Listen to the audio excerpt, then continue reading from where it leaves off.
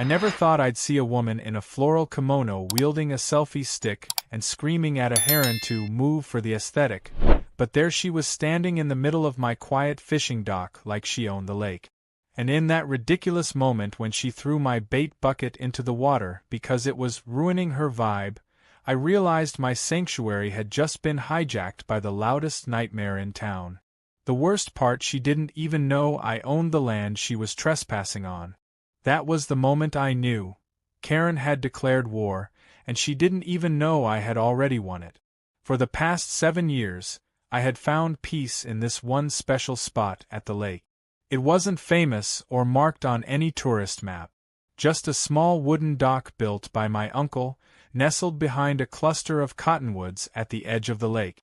After retiring from the fire department, I'd come here almost every morning before sunrise, armed with a thermos of black coffee, a chair older than my truck, and a tackle box that hadn't been updated since the Clinton administration. The lake didn't care how many fires I'd pulled bodies from. It didn't judge me when I sat in silence for hours. It just existed, quiet and patient, like the therapy I never had to schedule. The quiet mattered more than anything else.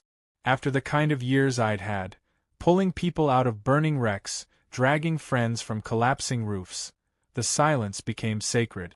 No cell signal, no politics, no traffic, just the occasional splash of a fish or the creak of a dock plank shifting under my boot. This was the one place the chaos didn't follow me. Until it did. That morning, the air had the kind of chill that hinted summer was over. Fog curled like ghosts over the lake, the surface still and reflective. I had just reeled in a decent-sized bass, and was preparing to release it when I heard something that didn't belong. A loud pop song blared from a Bluetooth speaker, followed by screeching laughter and the unmistakable thunk of champagne bottles hitting a plastic cooler. Then came the voices. Dozens of them.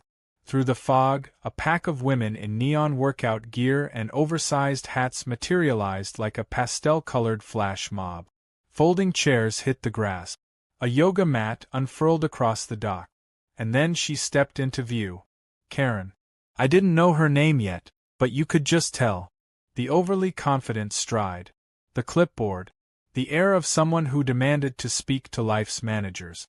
She glanced at me like I was a misplaced lawn ornament and said loudly to her group, "Ugh, this hobo fisherman is ruining our retreat."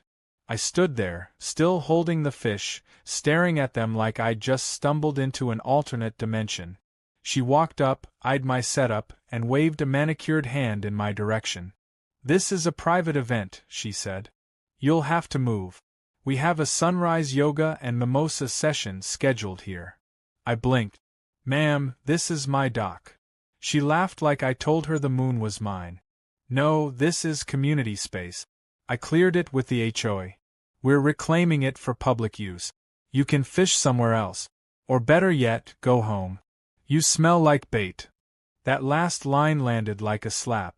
Not because of the insult, but because of how confident she was while standing on a dock that I built with my uncle when I was a teenager. This wasn't just some spot on a lake. This was where I grieved the friends I lost in the fire, where I taught my son how to cast a line, where I first kissed my wife after her chemo ended. This was not a place someone could just show up and take. I tried reason first. "Ma'am, this land isn't part of the HOA. It's private property. I've owned it for years." Karen's eyes narrowed. "That's not what my map says. And I don't see a sign anywhere. Sounds made up. You're just trying to scare people off." Before I could respond, she clapped twice and shouted, "Ladies, it's time for group poses, everyone to the dock." Suddenly a flood of sandal-wearing, overly perfumed women marched across the dock like an army of Instagram influencers. One of them knocked over my tackle box. Another stepped on my rod. Karen had the audacity to ask one of her friends to snap a photo of her, reclaiming nature from toxic masculinity. I didn't yell, didn't push back. I just packed my things and walked away. But I wasn't done. Later that day, I stopped by the county office. I pulled out the deed and had them make 5 fresh copies. I ordered new signage from a local printer. Waterproof. bright red. Legally worded. Then I called my lawyer. Not because I wanted to sue, yet, but because I wanted everything documented from the start. I returned the next morning to find glitter in the water, empty mimosa bottles floating like dead fish, and my chair tossed in the lake. Karen had gone too far. She wasn't just entitled. She was destructive. I planted my new signs into the ground. Private property, no trespassing, HOA has no jurisdiction. Clear. Bold. Final. But of course, Karen wasn't done either. Later that week, I received a notice from the HOA, an official-looking envelope with a seal and a 3-page list of violations. Fishing on community land without authorization. Leaving behind hazardous materials. Creating a nuisance by occupying space, meant for peaceful recreation. It was absurd. But it meant one thing: Karen had escalated this to full-on war. What she didn't know, what she hadn't even thought to check, was that I had more than ownership. I had leverage. I knew every law, every regulation, every easement line. And most importantly, I had options. She thought she could bully me into disappearing. She thought I was just some old man with worms and a rod. What she didn't realize was that the dock she invaded wasn't just mine, it was the fuse she lit on something far louder than she could ever scream over. And that sound was coming. Soon. The first sign: Karen wasn't just some delusional weekend warrior, but a full-blown tyrant in yoga pants, came when I found a brand new chain across the path to my dock. It wasn't some flimsy ribbon or caution tape. It was a thick steel chain padlocked to 2 rebar posts she'd hammered into the ground. And dangling from that chain, swinging slightly in the morning breeze, was a laminated sign with big block letters. Private Event Zone Authorized by HOA. Trespassers will be reported. I stared at it for a good 10 seconds, trying to decide if I was more impressed by the speed of her madness or the sheer audacity it took to block a man from his own land. I didn't cut the chain. Not yet. I took pictures. Close-ups of the sign, the posts, the chain. I even recorded a video walking up to it, narrating the whole thing with a calm voice, noting the GPS coordinates and panning to the shoreline marker that clearly showed my parcel boundary. It wasn't just about getting her off my land anymore. I knew people like Karen. They thrived on chaos and attention, but they collapsed under cold facts and paperwork. So I started building my case. A few days later, I received another letter from the HOA, this time on official letterhead. It claimed I was violating community space decorum, and warned that further infractions could lead to legal consequences or fines. The kicker was the line at the bottom. Please be advised that further noncompliance may lead to suspension of all HOA privileges. I almost laughed. I didn't live under their HOA. My house, my land, even the mailbox stood just outside their jurisdiction. That's what made this entire stunt so ridiculous. Karen had marched in with her entitled clipboard energy and just decided to extend imaginary borders. I wasn't about to let that go unanswered. I made copies of every document I had, deed, property map, county plat records, and delivered them in person to the HOA office. The receptionist looked bored until she saw the address. Then her eyes widened slightly, and she called someone from the back. A man in a too-tight golf shirt and khakis came out. He looked like the human embodiment of HOA policy. I introduced myself, handed him the folder, and said plainly, "Your new president is trying to annex private land. This folder proves she's committing civil trespass and filing false community claims. If this doesn't stop, my lawyer will be contacting yours." He didn't say much, just nodded and took the documents. But I could see the concern brewing. He knew this was bigger than a petty neighborhood dispute. He knew Karen was walking them into liability territory, and I just handed him the loaded gun. But Karen, predictably, doubled down. That weekend, I came down to the dock early. I wanted to beat whatever performance she had planned for the day. But even I wasn't prepared for what I found. Someone had draped a giant white sheet over the dock, decorated with fake vines and dollar store decor. A plastic arch stood at the end, and a sign read, "Welcome to Tranquility Bay, HOA Wedding Prep Space." There were folding chairs lined up in rows, a Bluetooth speaker already playing harp music, and coolers full of champagne with labels that said Bride Tribe. And standing there, directing the chaos with a walkie-talkie like she was commanding a battalion, was Karen. I walked right up to her. "What is this supposed to be?" She turned, beaming like she'd just pulled off the social event of the year. "We're doing a test run for my daughter's wedding.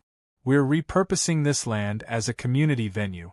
It's going to be so rustic and charming. You should be happy. This will raise your property value." I pointed at the dock. "That's my dock. On my land. You don't have permission to be here." Karen rolled her eyes. "You keep saying that. But unless you have a giant neon sign or a laser wall or whatever, how are people supposed to know it's not public? I filed trespassing reports. I gave your board evidence. You are on record now." Her smile faltered for half a second.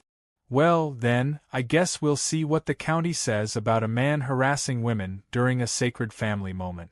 You're making everyone uncomfortable." I stepped back, phone in hand, recording everything. "I'm not here to harass. I'm here to document. Keep doing what you're doing.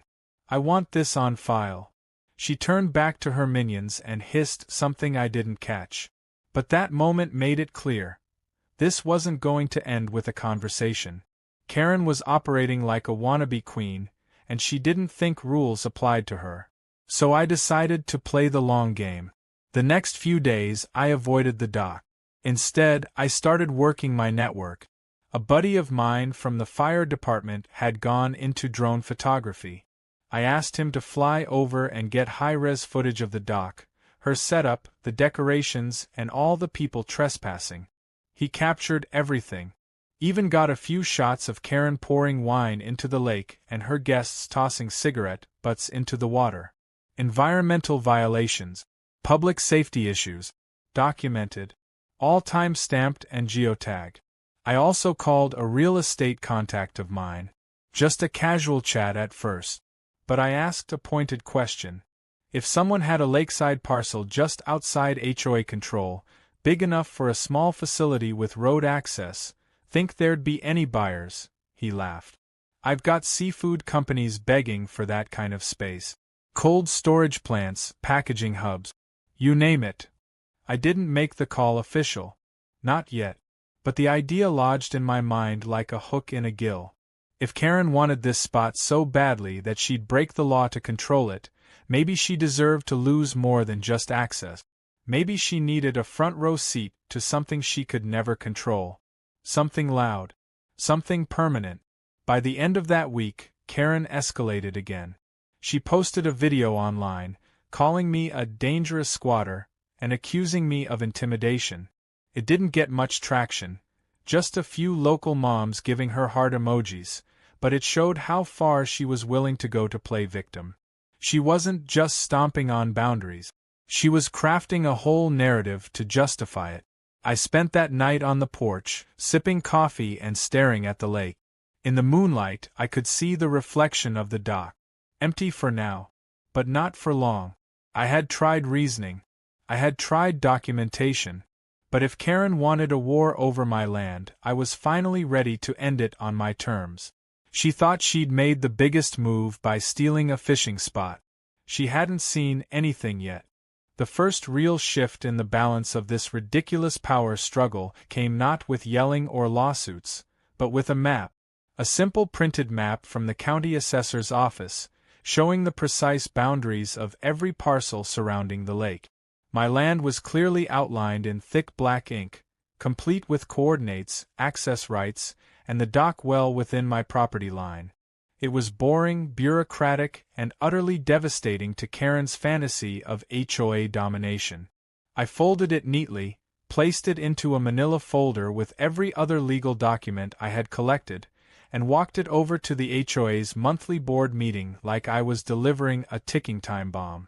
The meeting was held in the community clubhouse, a place that smelled like lemon-scented floor polish and passive aggression. I sat in the back at first, listening to agenda items about shrub height violations and approved mailbox designs. But then they opened the floor to community concerns, and I stood up. Karen, seated at the head of the table with a smug little smile, looked up from her tablet like I was an annoying fly she'd forgotten to swat. I walked to the center of the room and calmly placed the folder on the table. "This is for the board," I said. "It contains all the legal documentation proving that the parcel with the dock Karen has been using for parties, weddings, and fake events does not belong to the HOA. It is private property, mine, and I'm requesting this body immediately cease and desist from issuing any further statements or actions regarding it." There was a moment of silence, and then Karen scoffed. "That dock has always been part of the common area. That's what we were told.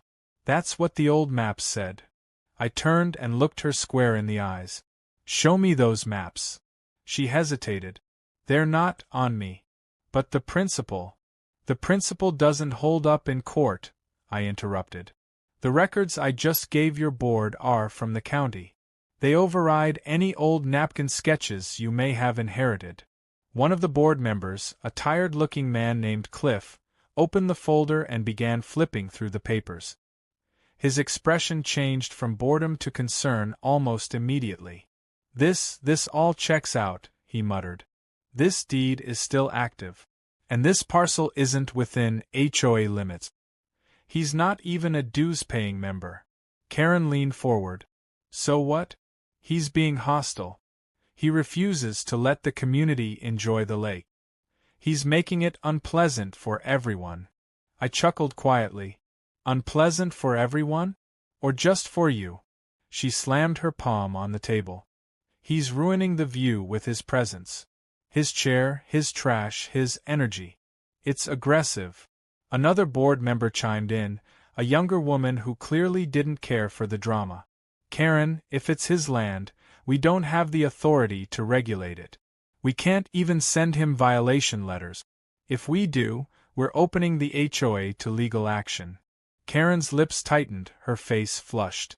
"You're all missing the point. This affects the entire neighborhood. If we don't control that dock, anyone could do anything with it." I raised an eyebrow. "Like invite guests to drink and litter in a protected watershed? Or host events without permits?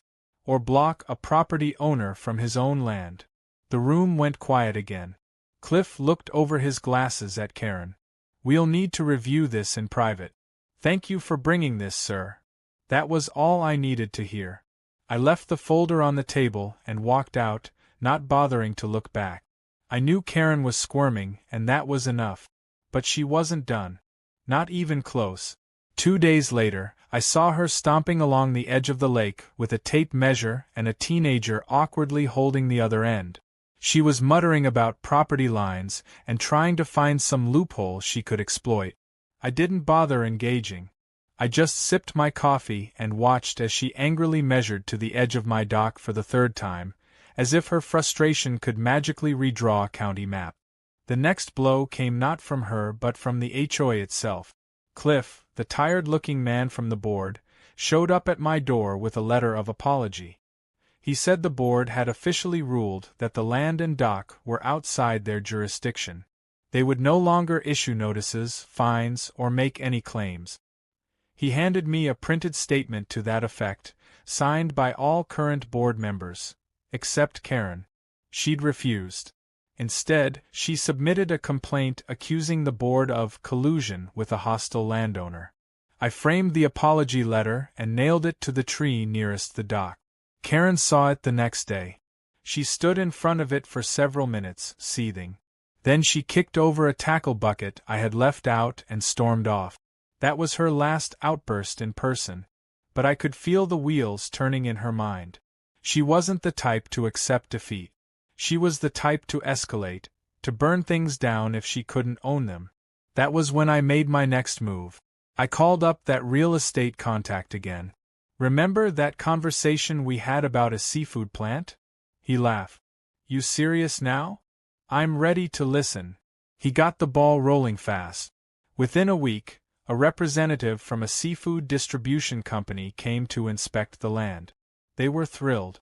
close enough to the main road, far from residential development, and with natural access to clean water for processing, everything they needed. Best of all, the noise and logistics of such a facility would fall well within zoning regulations for the parcel. I didn't tell them about Karen. I didn't need to. The sound of truck deliveries and industrial generators would do all the talking soon enough. I signed the preliminary agreements that afternoon. No longer just a lakeside landowner, I was now the future landlord of a commercial facility with forklifts, refrigeration units, and early morning truck routes. Karen had taken my piece, so I was giving her something much louder in return. That evening, as I walked down to the dock one last time before construction would begin, I saw Karen at the far side of the lake, binoculars in hand. She hadn't noticed the small red flags marking the ground or the painted stakes outlining the future foundation. But she would soon. And I couldn't wait to watch her reaction when she realized her dream wedding venue was about to become the noisiest corner of the entire county. It started with the sound of diesel engines roaring just after dawn. Not loud enough to shake windows, but enough to carry through the still morning air and settle into the bones of every house around the lake. I was already on my porch sipping coffee when the first truck rolled in, carrying fencing, foundation markers, and heavy equipment. The sun had barely crested the trees, and yet the sleepy lakefront was now alive with the rumble of progress. Karen's piece, the one she stole from me, was about to be shattered in a way she never could have imagined. The construction crew wasted no time. Within hours, they had cleared the decorative archway Karen had left behind and pulled up every folding chair she had jammed into the grass. Her dream venue was reduced to a muddy lot lined with fluorescent orange cones and caution tape. I watched from a safe distance, a quiet observer with the legal paperwork tucked safely in my glove box in case anyone questioned what was happening. But no one did. The plant manager, a sharp guy named Duke, had made all the calls. Permits had been processed. Inspections cleared. The zoning office had even fast-tracked the approval once they saw how isolated the parcel was. No residents directly adjacent. No wetlands. No rare birds. Just an angry woman across the lake with a garden full of attitude. Karen didn't show up until later that morning. I heard her before I saw her. Her SUV squealed to a stop near the HOA clubhouse, and within seconds she was stomping her way down the gravel path toward the dock, a wide-brimmed hat flopping with every furious step. She was yelling before she reached the caution tape, pointing at workers and demanding someone explain what was happening. Duke calmly walked up, hard hat tucked under his arm, and explained that they were breaking ground for a seafood cold storage and packaging facility. She froze, blinking, processing. Then she exploded. "You can't build that here. This is a natural space. A shared lake. This is a health hazard. This is environmental terrorism." I nearly choked on my coffee. Duke stayed calm. "Ma'am, we've cleared every regulation. This parcel is legally zoned for light industry. There's no restriction on truck traffic or refrigeration unit. We're well within decibel limit. Everything has been signed off by the county." Karen turned and pointed at me across the lake. "He did this. He's doing this to punish me. He's harassing me." Duke looked over at me and smiled. "Ma'am, we're just leasing from a property owner. Whatever grievances you have, I suggest you take them up with your HOA. This is now a commercial site. Please remain off the construction zone." She stood there, fuming, her fists clenched at her sides like a cartoon villain. And then, as if to punctuate her tantrum, she let out a shriek and kicked one of the cones over before storming off. Two of the workers just laughed and went back to pouring concrete. For them, she was just background noise. For me, she was the last puff of hot air before silence returned, at least for a moment. Over the next few days, the site transformed. The dock was preserved but reinforced with concrete footings. A modular office unit was brought in. Trenches were dug for water hookups and power. The road was widened slightly for delivery trucks. It all moved fast. Karen, meanwhile, didn't. Instead of confronting me again, she switched tactics. She began organizing her own personal protests. She printed flyers about preserving the lakefront beauty and shoved them into mailboxes. She even taped one to my door. I kept it as a souvenir. The next day, she stood at the community entrance with a handwritten sign that said, "Stop the Fish Factory," and tried to rally drivers. Most just waved or ignored her. A few honked, but not in support. She went further. Filed a noise complaint with the county claiming illegal early morning construction. It was dismissed. Our permits covered a 6 a.m. start time. Then she claimed the water being drawn from the lake was unsafe. The environmental team tested it and cleared it within hours. Finally, she demanded a town hall meeting to stop what she called the industrial invasion. But by then, the HOA had already washed their hands of the whole thing. One board member told me, half laughing, "You broke her with a freezer truck." And then the seafood arrived. The plant's soft launch began with limited deliveries.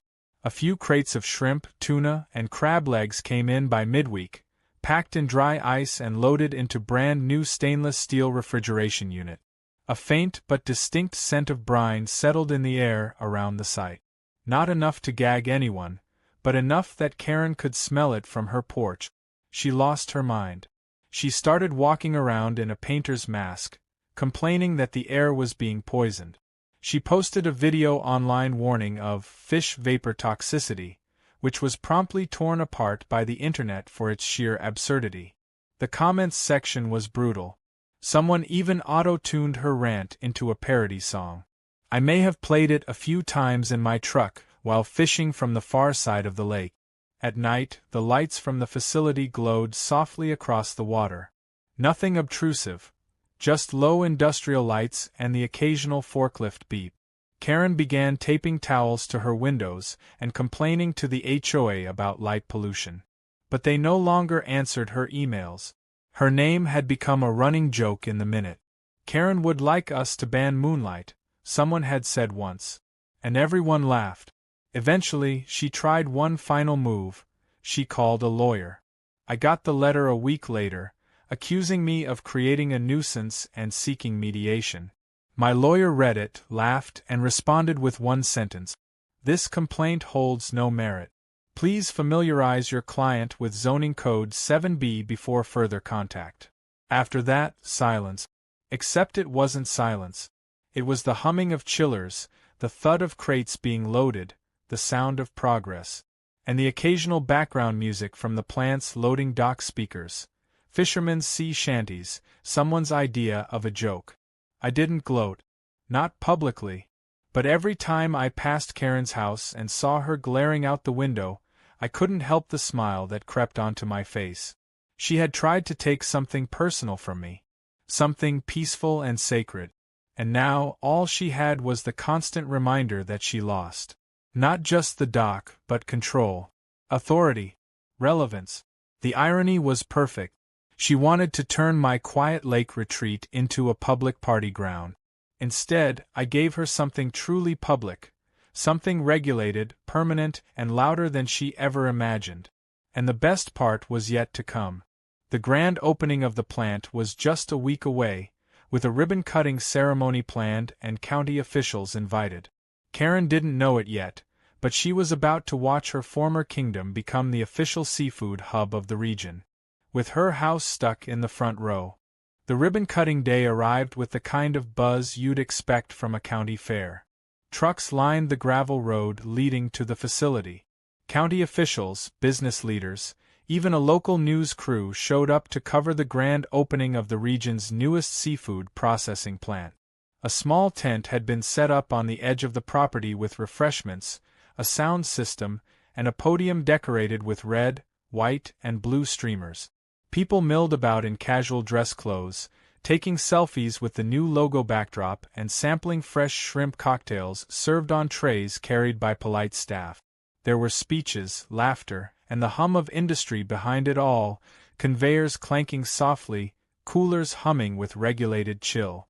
I stood near the dock, arms crossed, coffee in hand, watching the event unfold like someone watching the final move in a chess game already won. From where I stood, I had a perfect view of Karen's house across the lake.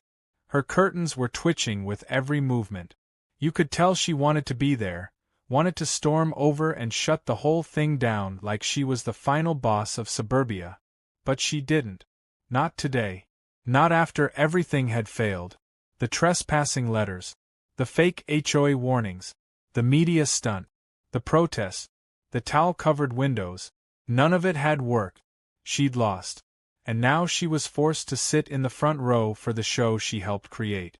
When the county commissioner gave a brief speech, he pointed at the dock and thanked the property owner whose foresight and generosity allowed this economic hub to exist. I raised my hand casually when a few people turned to look, but I didn't wave or bask. It wasn't about pride. It was about principle. My dock, my land, my peace. She stole it. I didn't get revenge. I just reclaimed what was mine, and added refrigeration. The official ribbon was cut just before noon. A cheer went up from the crowd. The camera flashes went off. Someone cranked up a playlist and passed around fish tacos from the plant's side kitchen. And just as the celebration peaked, I noticed something at the edge of the lot. A figure moving through the trees in a wide sun hat and oversized sunglasses, ducking like a cartoon spy. Karen. She didn't approach the crowd, just stood there, maybe 20 yards from the tent, behind a large pine, peering out like a raccoon planning a raid. I watched her for a moment before casually turning away, pretending not to see her. If she wanted to watch, let her. She didn't deserve confrontation anymore. She had become background noise to her own disaster. Over the next few weeks, the facility shifted into full operational mode. Trucks came and went at all hours, especially in the early morning. Deliveries of fresh seafood. Departures of packaged product. The humming of machinery became a regular part of the landscape, not obnoxious, but noticeable. Especially to someone who had tried so hard to shape the lake into her own little palace of quiet brunches and curated Instagram moments. Neighbors began to change their tune too. At first, there were a few murmurs of complaint about the trucks or the smell of saltwater. But then they noticed something else: jobs. Several residents picked up shifts at the facility. Local businesses started receiving wholesale seafood at reduced prices. A couple of teenagers even got after-school loading work. Suddenly, the plant wasn't an intrusion. It was a benefit. And Karen's narrative of pollution and tyranny started to unravel fast. She tried again to rally the neighborhood, printed new flyers, accused the facility of environmental sabotage, claimed there was a gas leak. When the fire department came out to investigate, it was one of my old coworkers who responded. He took one look around, found nothing, and joked to me afterward that he half expected Karen to light a candle just to make the alarm go off. He marked it all down as a false report. After that embarrassment, Karen went quiet. Not the peaceful kind of quiet. The plotting kind. You could tell by the way her curtains stopped moving during the day and her porch light stayed on until well after midnight. She was trying to figure out what angle she had left. But the truth was there were none. The permits were locked in. The facility met every regulation. The community had turned against her. And the HOA board, having been burned by her drama already, refused to return her emails or hear her new motions. She was effectively sidelined, powerless, and slowly unraveling in her fish-scented exile. One evening, I decided to walk the lake. Not for any dramatic confrontation, just to enjoy the place I had once feared losing. The air was crisp. The moonlight reflected softly off the water. The plant hummed behind me, a low sound like a contented beast. As I passed Karen's house, I noticed something strange. Her garden, once so obsessively trimmed and manicured, had started to wilt, leaves curling, weeds sprouting along the brick edge. It was a small sign, but telling. She had stopped trying. Whatever spirit she once had, righteous or ridiculous, it had faded. And strangely, I didn't feel triumph. Not glee or satisfaction. Just closure. She had declared war on my peace, and in doing so, lost her own. I didn't beat her with anger or threats. I beat her with paperwork, timing, and the simple power of knowing when to escalate. It was a reminder that justice doesn't always come in dramatic fashion. Sometimes, it arrives in the form of forklifts, deadlines, and a steady stream of packaged trout. A few days later, I received a letter in the mail. No return address. Just my name, scrawled in slightly shaky handwriting. Inside was a single note. I hope you're happy. You've ruined everything. I hope you enjoy your noisy little empire. I'll be selling the house. No name, but I knew the handwriting. It was bitter, petty, final. I folded the letter and tucked it away in the same file that held the land deeds and the old photos of the dock.